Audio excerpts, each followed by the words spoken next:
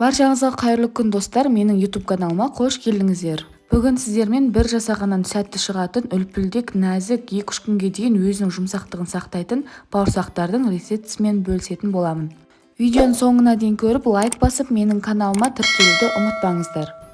Ең бірінші кезекте опарамызды дайындап аламыз. Ол үшін 300 мл сүтіміздің үстіне 300 мл жылы суымызды қосамыз. Екеуі де жылы болуы қажет.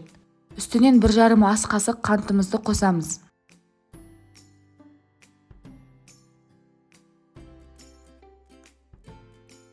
Үстінен қатты толтырмай 1 ас қасық тұзымыз бен дрожжымызды қосамыз.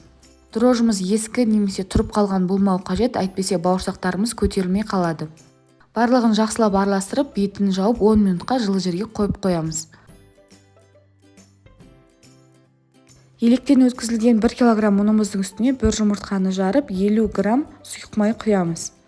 Бауырсақтарымыз 2-3 күнге дейін қатпай, өз балғындығын сақтап тұру үшін осындай майды қолдансақ болады. Бұл май ет қайнатқан кезде, ет пісірген кезде сорпаның бетіне шығатын еттің майы, сорпамызды салқындатып, бетіндегі майды қатырып жинап алсақ болады. Егер сізде бұндай бауырсақ ашытатын кезде қатырылған еттің майы жоқ болса, сұйық майды қолданыңыздар. Ұнымыз бен жұмыртқаны және сұйық майды араластырып болғаннан кейін дайын болған опарамызды үстінен құйып, жұмсақ қамыр илейміз. Қамырымызды түйіршік, іртік қалмайтындай етіп, бір келкі илейміз.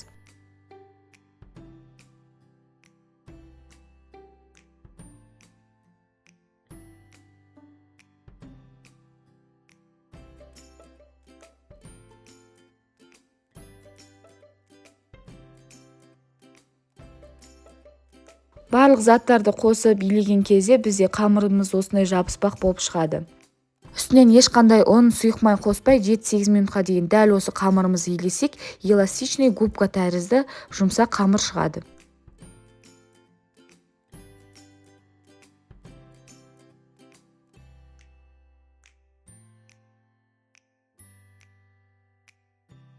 Дайын болған қамырымызды ыдысқа салып, бетін пакетпен жауып, 30 минутқа жылы жерге қоямыз. 30 минут өткеннен кейін көтерілген қамырымызды бір қайтара басып, қайтадан пакетке салып, жылы жерге 1 сағатқа қойып қоямыз.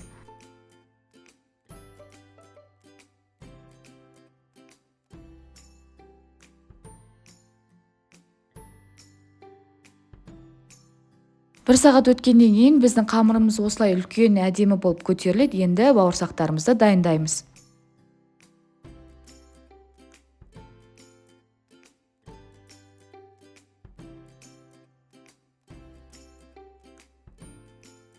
Қамырымызды оқтаумен жайған кезде қамырымыз өте жұқа немесе өте қалың болып кетпеуі қажет, орташа қалыңдықта жайып аламыз.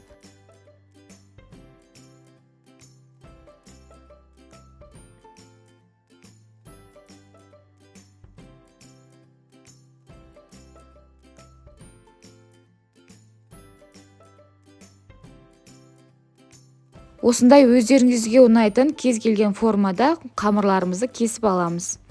Кесіліп дайын болған қамырларымызды 15-20 минутқа бетін жауып тындырып қоямыз.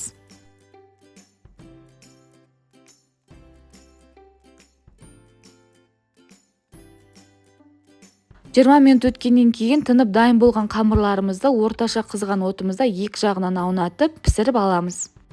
Бұл рецептпен 2 үлкен ыдысқа, яғни 2 жерге салынатындай көлемде бауырсақтар дайын болады. Егер сіздерге одан да көп көлемде бауырсақтар қажет болатын болса, рецепті 2 еселеп жасасаңыздар болады. Егер видео ұнаса, лайк басып, менің каналыма тіркелуді ұмытпаңыздар. Алдағы уақытта да түрлі тәтті, дәмді тағамдардың рецептісімен сіздерге бөлісетін боламын. Міне осымен біздің үлпілдек жұмсақ керемет бауырсақтарымыз дайын болды. Міндетті түрде жасап көріңіздер. Баршаңызға ас болсын.